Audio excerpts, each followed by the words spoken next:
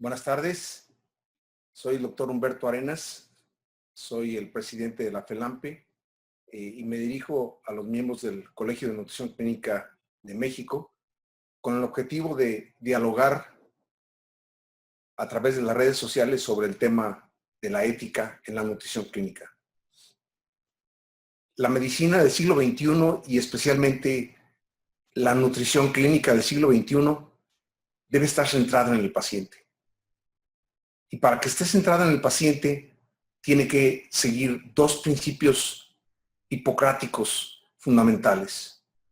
El primer principio es: intenta ayudar a todo paciente que en un momento dado requiera nutrición para su mejor evolución, durante la hospitalización o fuera de la hospitalización.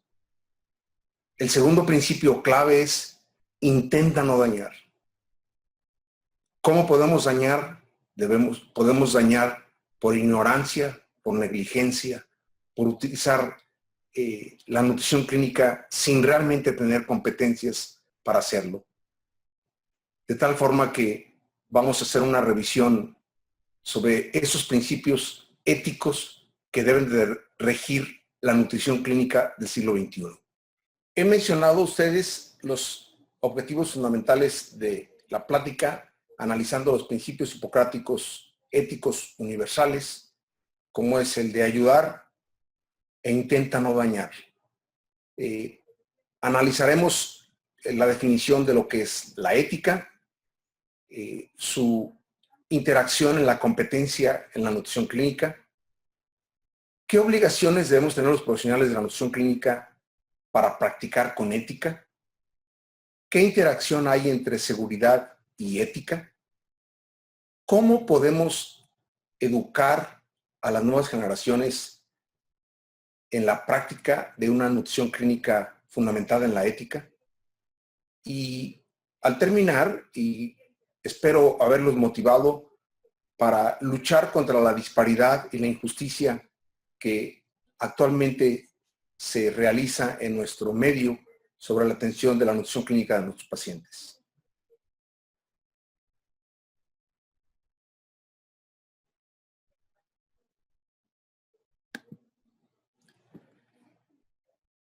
Podemos definir la ética como la reflexión filosófica de las normas de conducta que nos rigen a cada uno de nosotros, de acuerdo con los valores morales que nos enseñaron y que practicamos día tras día.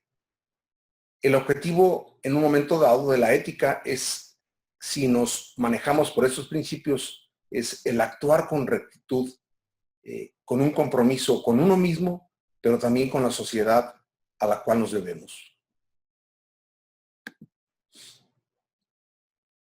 Enfatizando en el imperativo de no dañar, Hipócrates mencionaba: yo aplicaré las medidas dietéticas para el beneficio del enfermo de acuerdo a mi habilidad y mi juicio. La pregunta en el siglo XXI es si los que hacen nutrición clínica tienen realmente las competencias, se han preparado en esas habilidades, tienen el juicio clínico, que es lo más importante para determinar el momento oportuno para nutrir a un paciente, cómo disminuir el riesgo de la nutrición. Por otro lado, también Hipócrates mencionaba: yo los cuidaré del daño y la injusticia. Sin embargo, les presentaré algunas evidencias de cómo día tras día seguimos dañando a nuestros pacientes al no brindarles esa atención nutricional que requieren para recuperarse. Y por otro lado también trabajamos en sistemas de salud en los cuales la inequidad es un punto central y donde a algunos pacientes se les niega el derecho de ser alimentados de forma óptima. De tal forma que es nuestra responsabilidad como profesionales de la nutrición clínica y muy especialmente de los médicos, el que estos principios realmente nos lleven a mejorar en nuestra práctica para luchar por nuestros pacientes. Los principios generales que deben de aplicarse en la ética están basadas en el utilitarismo. El utilitarismo son todas aquellas acciones que producen el mayor bien para el mayor número de miembros de una sociedad. No podemos seguir tolerando que alrededor del 50% de los pacientes en un hospital tengan alguna evidencia de desnutrición o mala nutrición. Y esos principios morales que deben regir la ética básicamente son 4. La autonomía, la justicia, la beneficencia y la no maleficencia. Analicemos ahora cada uno de estos principios. La justicia se entiende como la provisión de bienes y servicios necesarios a miembros de la sociedad en forma justa y equitativa. Debe, en un momento dado, ese sistema de atención a la salud, siguiendo este principio de justicia, tener los elementos humanos y los recursos para poder proporcionar una terapia que es fundamental para su resultado. La autonomía.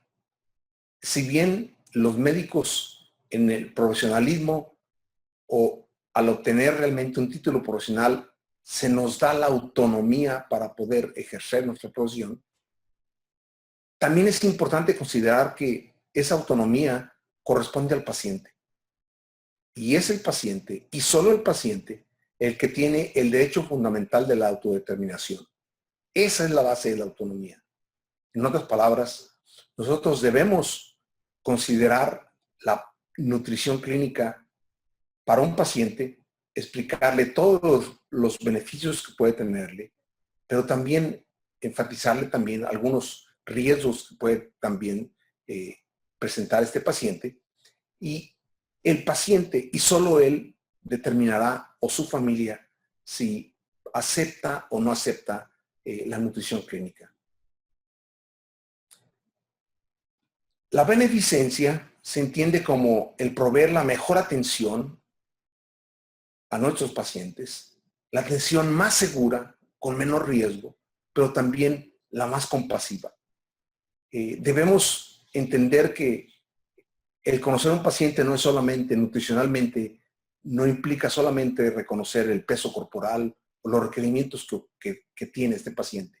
Es conocer realmente al enfermo, conocer la fisiopatología de la enfermedad para poder, basado en esas dos circunstancias, buscar lo óptimo para el paciente y así ejecutar todas las habilidades y competencias que tenemos para poder brindar la nutrición clínica con seguridad. La no maleficencia es al principio hipocrático de primero no dañar. Si en un momento dado tu paciente ocupa nutrición y no sabes hacerlo, pide ayuda, pero primero no dañes. No dañes dejando al paciente en ayuno. No prescribas más nada por vía oral. Piensa que ese paciente requiere día tras día cubrir sus necesidades nutricionales.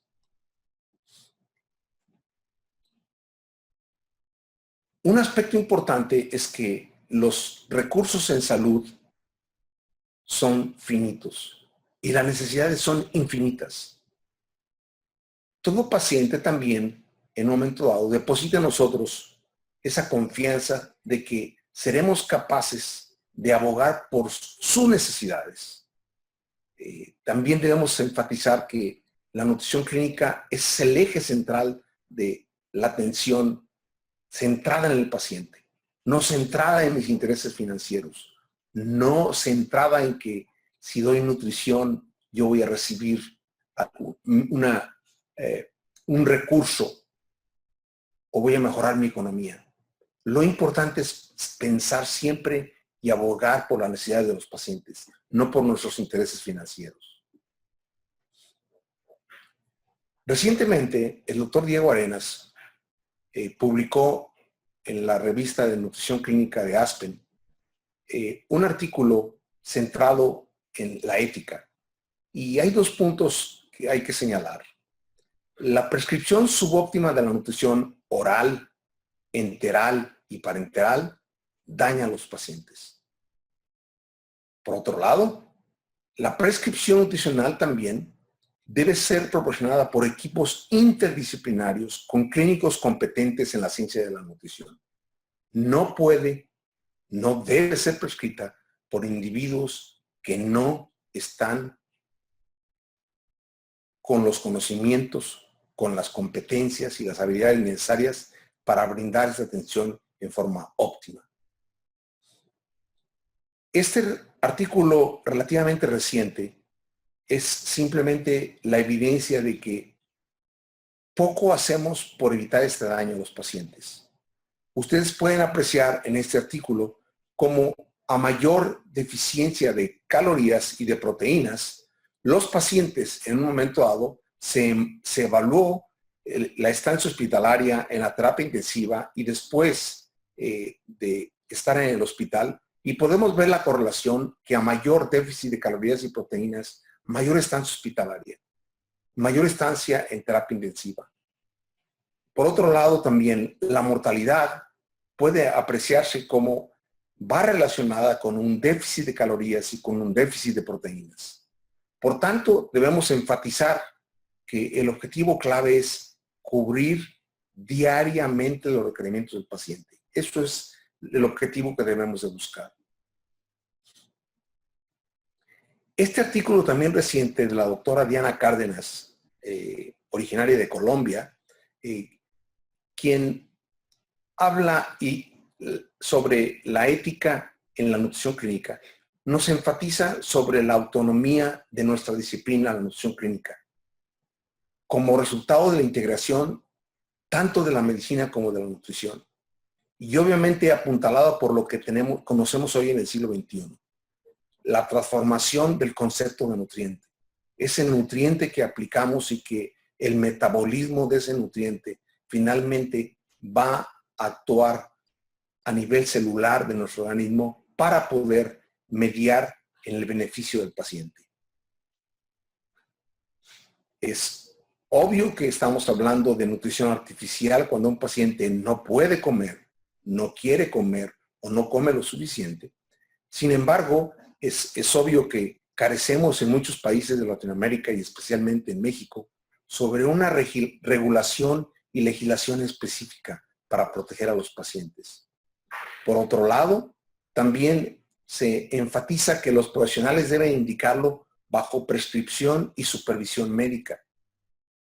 Sin duda que el médico ha sido reconocido como el líder del equipo de la atención del paciente, el capitán del barco, pero ese capitán no conoce todo. Ese líder no conoce todo. Y es importante enfatizar que el líder, el que dirige la atención del paciente, el médico, debe estar apoyado siempre por un profesional de la nutrición, que sea capaz de orientarlo en la búsqueda del objetivo de cubrir las necesidades del paciente diariamente. De acuerdo a este artículo, nos enfatiza la doctora Cárdenas que la nutrición clínica es una ciencia, pero también es un arte. Es una ciencia empírica autónoma que es guiada o ha sido guiada por experimentos. Se diferencia de otras disciplinas. Tiene grupos de investigación dedicados a ellos y tiene asociaciones de profesionales como FELAMPE, como el Colegio Mexicano de Nutrición Clínica, dirigido a mejorar la ciencia y el arte, o sea, la práctica de la atención nutricional. Por lo tanto, es una disciplina autónoma y como tal debemos de luchar por el reconocimiento de la misma, tanto por el gobierno como por la propia sociedad. Y nosotros como profesionales, nosotros mismos con nuestros pares, ayudar a defender esta ciencia, este arte, para poder darlo en forma correcta, en el momento correcto, al paciente correcto y por el equipo correcto. Si nosotros lográsemos que esta ciencia y arte de la nutrición clínica sea reconocida como una disciplina autónoma, sin duda, también ello debemos reconocer, conducirá inevitablemente a algunos ajustes de los límites profesionales existentes. Es decir, no cualquier profesional podrá prescribir o manejar una nutrición, una terapia nutricional para nuestros pacientes. Pero también es importante hacer ese camino. Es decir, el reconocimiento de la nutrición clínica debemos insistir que es una especialidad como debe ser la medicina del siglo XXI, interdisciplinaria. No depende solamente del médico. El médico es una parte de un equipo que está gestando, trabajando, produciendo por dar la óptima atención nutricional al paciente. Y es obvio que debemos de mejorar en las competencias o definir qué competencias y qué contenidos de la nutrición clínica deben ser lo que le dé en un momento dado el título de ser competente en la nutrición clínica. Es fundamental que trabajemos en ello para poder mejorar la atención nutricional a nuestros pacientes. Si nosotros lográsemos esto, la nutrición clínica como una área, una especialidad interdependiente, ayudaría sin duda a consolidar la disciplina. Ayudaría también a integrar la producción del conocimiento y aceleraría retos que tenemos con la nutrición y con los pacientes, tanto desde el punto de vista social, tecnológico, ambiental y ético, que está relacionado con esta ciencia. Solamente desarrollando y organizando la nutrición clínica, esto nos puede permitir llevar a acciones de política pública. Solamente culturizando a la sociedad, culturizando a los profesionales de la salud sobre esta área esencial para nuestros pacientes, nosotros lograremos en un momento dado que esta atención nutricional sea estandarizada. Y podríamos también, bajo estas circunstancias, cuestionar los principios de la justicia y de la equidad con la cual se está dando actualmente la atención nutricional para nuestros pacientes. Toda atención, y en este caso una atención nutricional, está basada básicamente en los 4 elementos éticos. Uno, el resultado de la atención, y eso también debemos de medirlo para poder impactar en nuestros resultados y demostrar la efectividad, la eficiencia de una óptima atención nutricional. Pero hay 2 cosas fundamentales para este resultado. Sin duda también la respuesta puede variar del momento en el cual puedas aplicar la terapia nutricional, del lugar donde lo estés aplicando. Pero es esencial entender que todos y cada uno de nosotros de profesionales de salud tenemos la responsabilidad de buscar lo óptimo para nuestros pacientes. Y eso óptimo implica el preguntarme a mí mismo si yo soy competente en la materia o no lo soy. Y si no lo soy, simplemente o pedir ayuda o integrarme a un sistema de educación continua, de desarrollo profesional continuo y de acreditación para beneficio del paciente.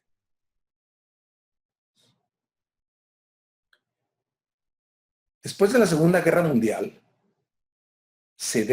hubo esta Declaración Universal de los Derechos Humanos y en su artículo 25 enfatiza sobre lo que cada persona tiene derecho a un nivel de vida adecuado que le asegure a esa persona y a su familia salud y bienestar.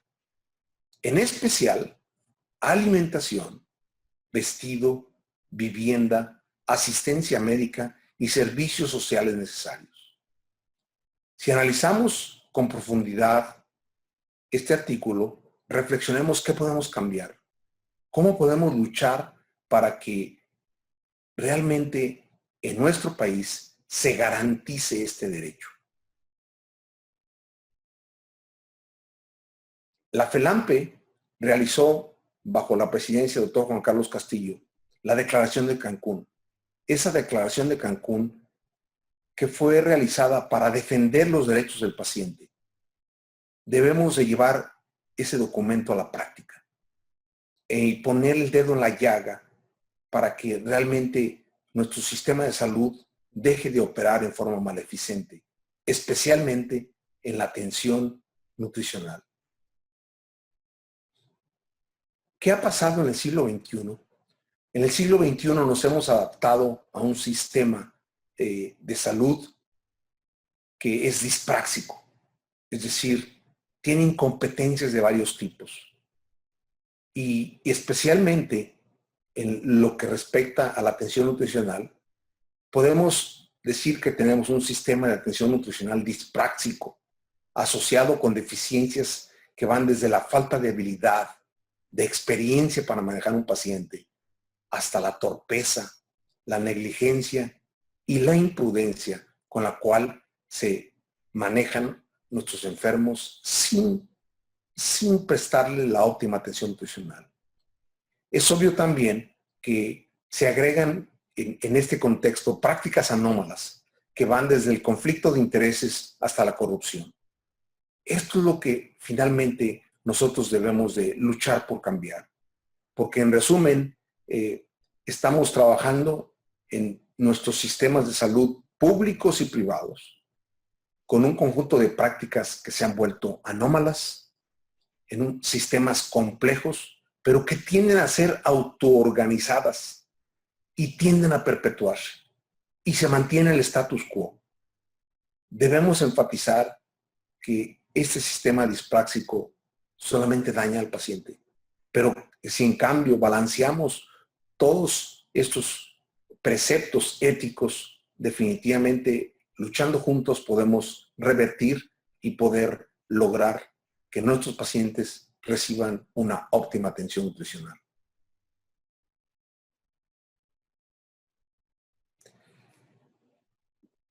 Así pues, los profesionales que trabajamos en la nutrición clínica debemos de reconocer cuáles son nuestras obligaciones éticas y de profesionalismo relacionadas con la terapia nutricional.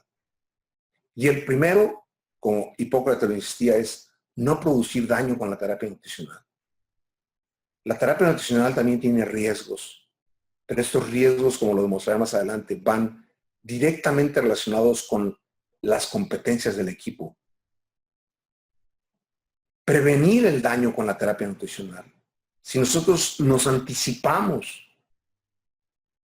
a brindar esa nutrición tempranamente y no hasta que el paciente está con severo daño o severas complicaciones, esto simplemente es una atención no ética. Podemos prevenir el daño con una óptima terapia nutricional.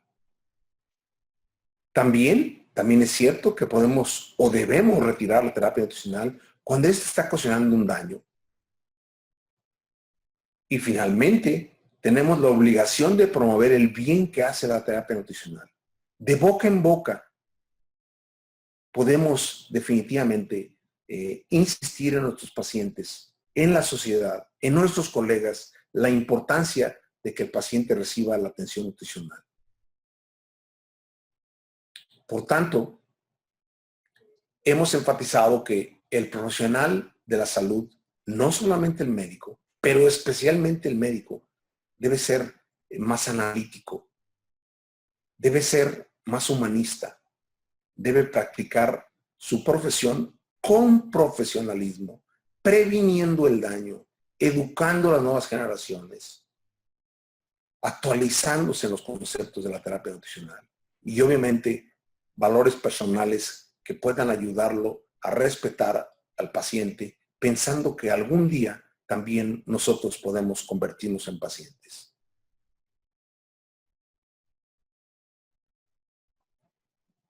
¿Qué decisiones entonces éticas pueden estar relacionadas con conflictos de intereses reales o percibidos?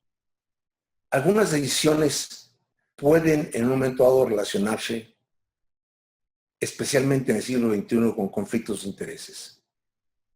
Es importante enfatizar que el profesional de la salud debe considerar la primacía de la autonomía del paciente. Para evitar estos conflictos de intereses también deberá discutir con el paciente y la familia los riesgos y beneficios de lo que está haciendo. Tendremos la obligación de proveer la atención nutricional más segura y más efectiva. Tenemos que estar conscientes de que podemos dañar al paciente y por lo tanto estamos anticipándonos y considerar evitar dañar al paciente. Es obvio que también con los recursos que tenemos debemos de buscar que estos recursos sean adecuadamente utilizados para beneficio del paciente. ¿Será la nutrición X mejor que la Y? En este caso, cada uno de ustedes tendrá que analizar realmente qué es lo mejor para su paciente en ese momento, en esas circunstancias, en ese contexto. Por lo tanto, la meta de todos nosotros sería la transparencia. De igual forma, en el siglo XXI nos vemos frecuentemente en dilemas en cuanto a toma de decisiones relacionadas con la nutrición clínica. Y voy a referirme específicamente al paciente terminal o al paciente con carcinomatosis. Es importante insistir que los recursos son finitos y las necesidades son infinitas. ¿Será ético nutrir a un paciente con una carcinomatosis? No lo sé. El contexto, el paciente, la familia, ustedes les ayudarán a tomar esas decisiones, pero no lo hagan simplemente sesgados por su decisión y no lo lleven a la práctica de la futilidad. Respetemos los derechos del paciente y motivemos a que todos nosotros declaremos tempranamente en nuestra edad la voluntad anticipada que nos permite la ley.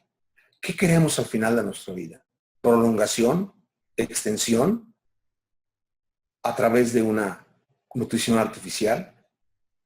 Son puntos esenciales que solamente conociendo la ética, teniendo principios de comunicación, podrá ayudarlos a tomar en cada uno de esos pacientes, en cada una de esas circunstancias, la mejor decisión pensada racionalmente, analizando pros y contras de ellos. Este cuadro nos revela perfectamente bien la futilidad bajo ciertas circunstancias de la nutrición. Ustedes pueden ver 3 mujeres que están vaciando agua en un contenedor mayor, pero ese contenedor mayor tiene orificios por donde el agua que ingresa por un lado sale por el otro. Esto es el mejor ejemplo de la futilidad. Piensen si en un momento dado estamos haciendo eso y simplemente estamos prolongando la agonía, el sufrimiento de un paciente. Analicen cada una de esas circunstancias para tomar decisiones. Enfatizando en esto y relacionando con el concepto de la no maleficencia, recuerden que procedimientos futiles son aquellos que no alteran el curso de la enfermedad subyacente. El tratamiento ya no beneficia al paciente en términos de calidad de vida. Eso es lo que debemos de evitar algunas veces con el no aplicar la nutrición artificial en pacientes bajo estas circunstancias. Por lo tanto, en cada paciente pregúntense si lo que están proponiendo realmente es una meta que pueda alcanzarse. Si es alcanzable, también pregúntense a qué precio. Y también, si es alcanzable, ¿cuál es el beneficio esperado bajo estas circunstancias? Plantéenlo perfectamente bien con el paciente, la familia, para tomar sus decisiones. Recordando que en esa relación médico-paciente establecida por el Código de Nuremberg, el derecho del paciente a elegir, que sí, que no. El derecho del paciente a conocer, no lo engañemos. El derecho del paciente a no ser dañado. No prolonguemos simplemente su agonía, su sufrimiento.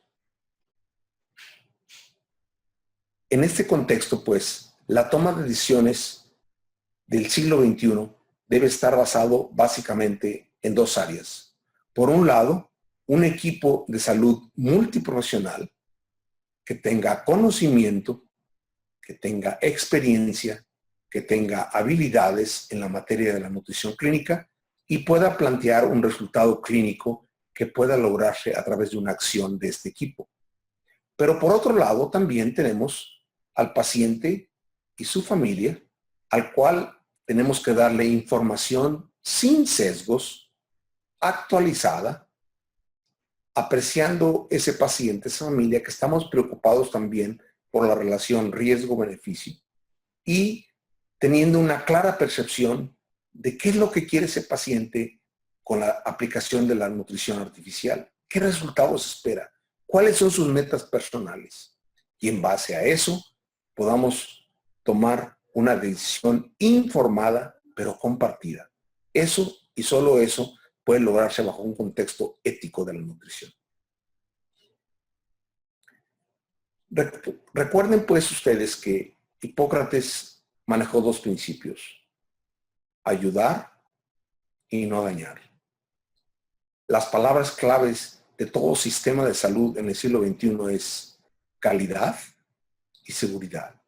Si nosotros conocemos los principios éticos, respetamos los principios éticos, practicamos los principios éticos, sin duda que eso nos va a lograr mejorar, impactar en la calidad y en la seguridad de la atención nutricional de nuestros pacientes. ¿Cuál es la interrelación entre ética y seguridad? Por seguridad clínica se entiende aquel proceso mediante el cual una organización proporciona cuidados seguros a los pacientes.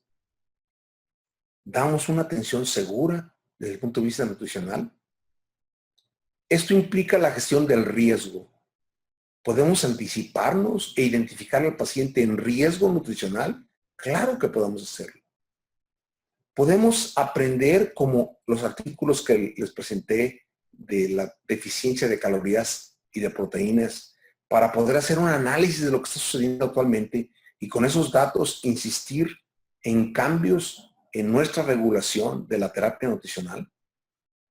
Podremos ser capaces de, como seres humanos, sin duda, de cometer errores, pero podremos aprender de los mismos para evitar la recurrencia. Todos estos conceptos van implícitos en lo que es la seguridad clínica en el siglo XXI. Recordemos pues que la palabra responsabilidad, un sistema o un paciente en el cual se prescribe nutrición, el paciente asume que el médico es competente en la nutrición clínica y que él está interactuando o indicando esta nutrición clínica. Dadas las expectativas del paciente, pues, asegurar la competencia de que cualquier médico que aplique terapia nutricional es un componente fundamental de responsabilidad del sistema. En otras palabras, el sistema puede fallar en que se esté aplicando la nutrición, pero no realmente se esté aplicando por el equipo multidisciplinario correcto. También tiene un sistema de responsabilidad sobre ello. Entonces, veamos cómo podemos balancear éticamente hablando esta responsabilidad para que realmente o el médico simplemente pida ayuda a los expertos o el médico se prepara en esta competencia de la nutrición clínica. Mencionamos hace unos momentos que la nutrición clínica es una participación multidisciplinaria, es un trabajo en equipo. Vean ustedes este estudio realizado por el Dr. Nem en los 80s, siglo pasado, en el cual él evaluó la efectividad y el costo-beneficio del equipo de apoyo nutricional. Y ustedes pueden ver en un mismo hospital, cuando la nutrición era manejada por un equipo, la posibilidad de tener complicaciones mecánicas, sépticas o metabólicas disminuía dramáticamente que cuando la nutrición, la terapia nutricional era administrada por individuos que no formaban un equipo. Ustedes pueden ver la gran diferencia en complicaciones mecánicas, en complicaciones sépticas, y en complicaciones metabólicas. El mensaje es clave. Si queremos lograr el resultado óptimo, debemos trabajar en equipo. En esta interacción de la calidad, de la seguridad y de la seguridad con la ética, debemos, como profesionales de la nutrición clínica, con el liderazgo que tenemos, promover la cultura de seguridad. Esa cultura de seguridad se demuestra día tras día ante nuestros pares, en nuestro hospital, en nuestro sistema, demostrando algunos principios claves que he mencionado. El trabajo en equipo, el compromiso, la responsabilidad que tenemos, especialmente en la atención nutricional, la participación para mejorar también su seguridad, las comunicaciones y la confianza para establecer procesos en la nutrición clínica que son los que llevan a buenos resultados, y obviamente la métrica, el poder presentar informes y aprender de todo lo que estamos haciendo día tras día. Esta realmente es la cultura que debemos de buscar en nuestros sistemas de atención nutricional. Especialmente el médico, para cultivar esta cultura de seguridad, deberá olvidarse del síndrome de la AAA, que generalmente nos caracteriza, la arrogancia, la autonomía y la autocracia. Por tanto, proponemos que este síndrome de la AAA lo cambiemos por la Triple H. La humildad, la honestidad y el humanismo.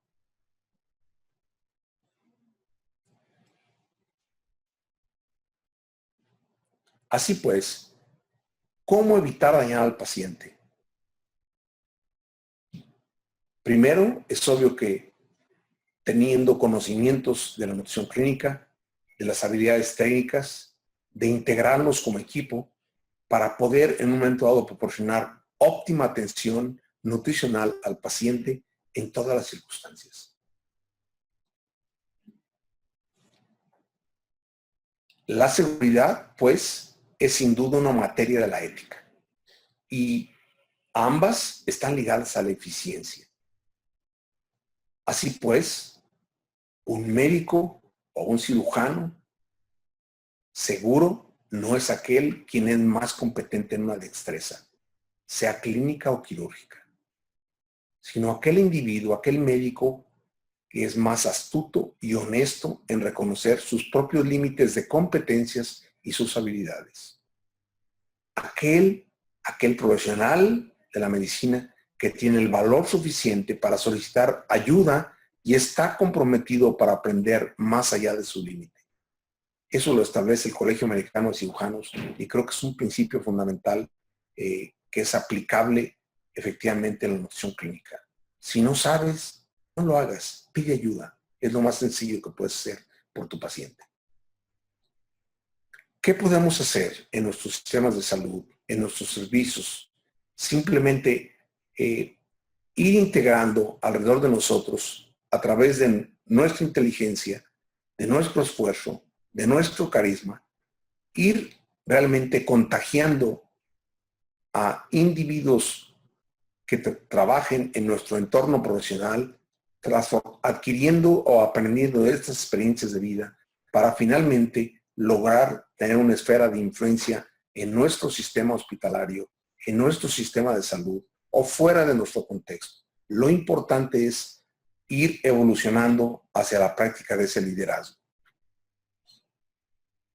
Finalmente, ¿cómo enseñar la ética? Es obvio que son competencias, tanto la ética como el profesionalismo, que deben ser acreditadas. No debe ser simplemente certificado el conocimiento. Lo importante es acreditar que ese conocimiento está pleno de ética y de profesionalidad. ¿Cómo puede enseñarse la ética? Sin duda, conferencias, pláticas como esta que estamos ahora virtualmente realizando, pero lo más importante es un aprendizaje basado en casos. Casos que pueda uno, ayudarle simplemente a integrar al conocimiento, pero fundamentalmente para la toma de decisiones. Ese es el rol que nos toca a los maestros del siglo XXI. Ser un enlace para estos jóvenes, estas nuevas generaciones, para que ellos tomen sus propias decisiones, orientándolos en ellos para lograr lo óptimo para nuestro paciente. Así pues, la Organización Mundial de la Salud, desde hace algunos años, ha establecido esta Alianza Mundial por la Seguridad del Paciente, donde nos dice que hacer posible que un día una mala experiencia sufrida por un paciente en una parte del mundo se convierta en un recurso para aprender en beneficio de futuros pacientes en muchos países.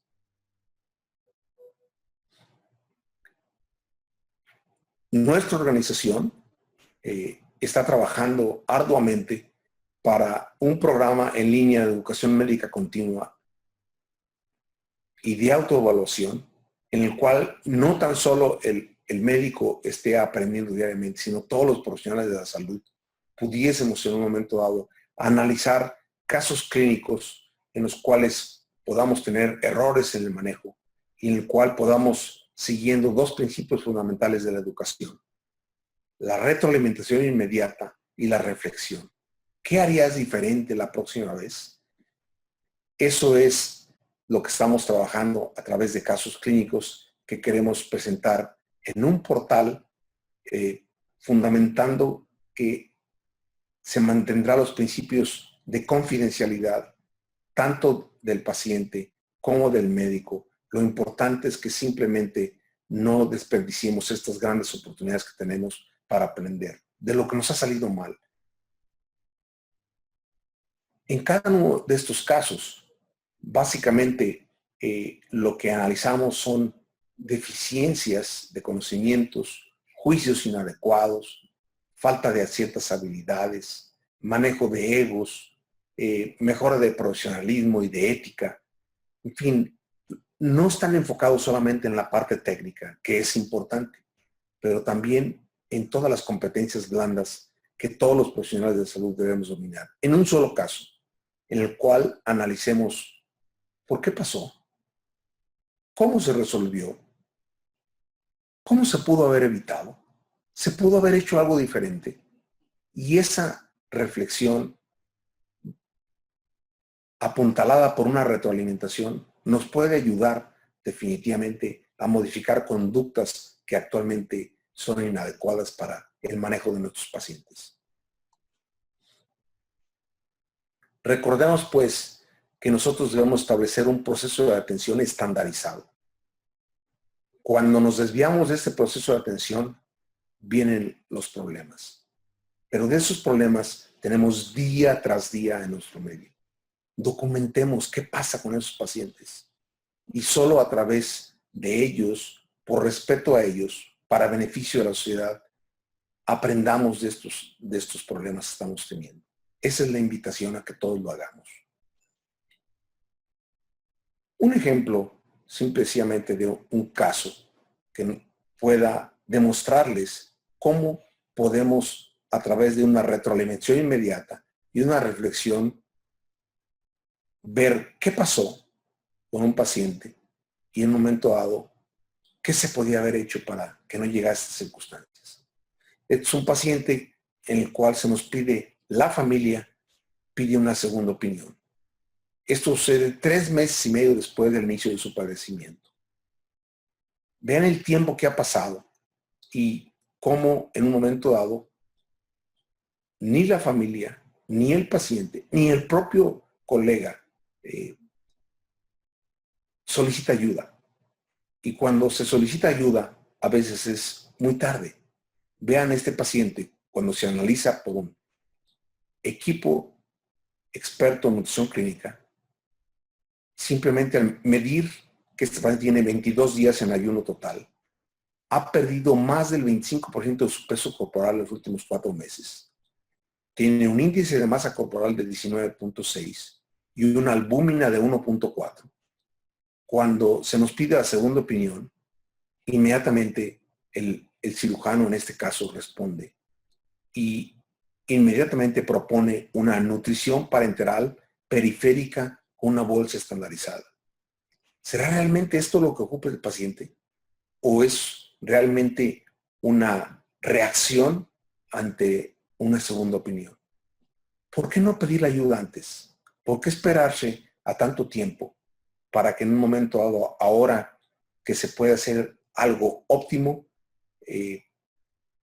tome decisiones inadecuadas y empiece a prescribir nutriciones que realmente no benefician al paciente? Esto es simplemente para evidenciar las circunstancias del paciente. Y si analizamos por qué sucedió esto, podemos ver los 4 principios que les he insistido en esta plática. ¿Se afectó alguno de ellos o todos ellos? Analicemos. La reflexión nos debe llevar a analizar en este caso el precepto de la autonomía. Y es obvio que la evolución del paciente no es la adecuada. Ni el cirujano, ni su paciente, que en este caso era también un cirujano, han sido capaces de solicitar una segunda opinión tempranamente. El paciente y la familia solicitan finalmente la opinión experta para su terapia nutricional. Sin embargo, el cirujano ahora quiere imponer una ruta que no es la adecuada.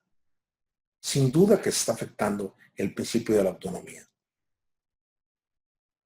En relación con la justicia, en este caso se demuestra cómo se están negando suministros de bienes y servicios para la óptima atención de este paciente.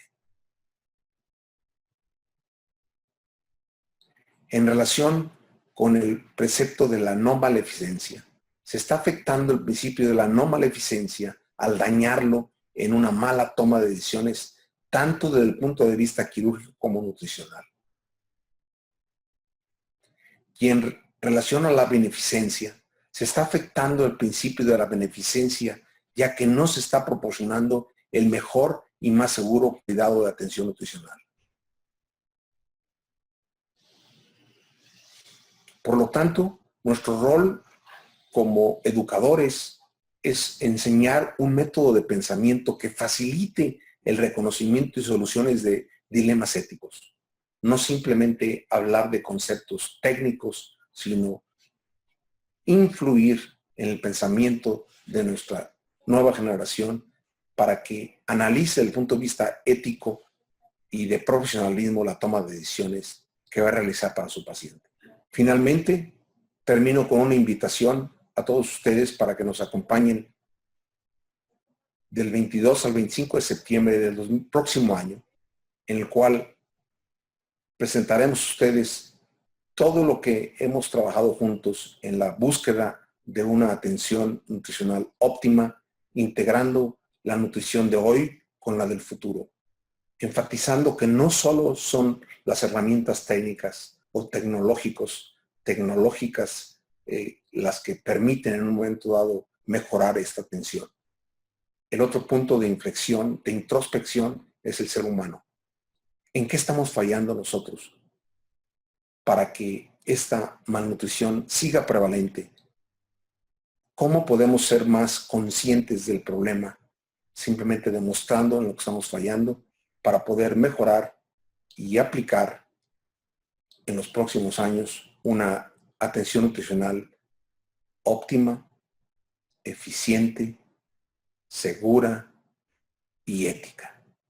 Muchas gracias por su atención.